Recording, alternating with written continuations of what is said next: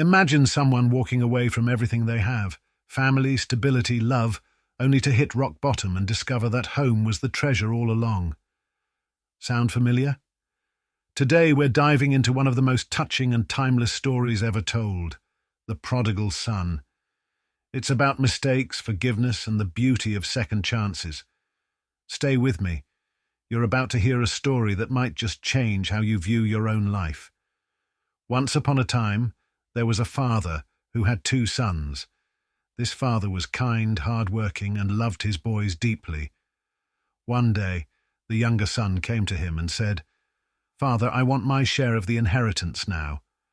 Essentially, he was saying, "I don't want to wait until you're gone. I want my money now so I can live my life the way I want." Surprisingly, the father agreed. He divided his wealth and gave the younger son his portion. With his newfound fortune, the son packed his bags and left for a far-off city. He wanted freedom, excitement, and adventure. And for a while he got it. Parties, fancy clothes, expensive meals. He lived like a king. But money doesn't last forever, especially when it's wasted. Soon, the young man found himself broke. And to make matters worse, a terrible famine swept through the land. With no money and no food, he was desperate. He finally took a job feeding pigs, a humiliating task, especially for someone who once lived in comfort. As he stood in the mud, hungry and ashamed, he began to think. Even the servants in my father's house have more food than I do.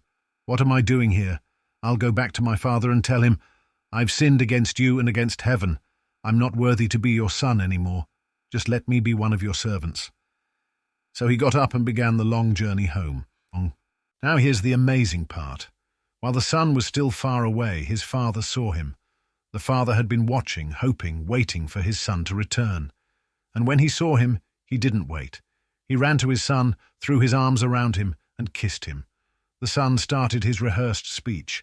"Father, I've sinned against heaven and against you. I'm no longer worthy to be called your son." But the father cut him off. "Quick," he called to the servants. "Bring the best robe and put it on him. Put a ring on his finger and sandals on his feet. Let's have a feast and celebrate, for this son of mine was dead and is alive again. He was lost and is found." Meanwhile, the older brother was working in the fields. When he heard the celebration, he was angry. "I've been here all along working hard, and you've never thrown a party for me," he said.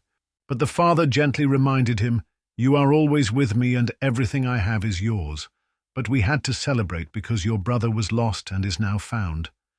This story is about more than just one family. It's about all of us.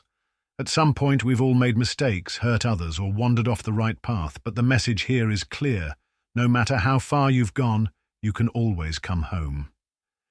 In today's world, home could mean reconnecting with a loved one, returning to your values, or even finding faith again. And just like the father in the story, there's always someone to welcome you with open arms. So what's holding you back? Maybe it's time to take that first step back toward home.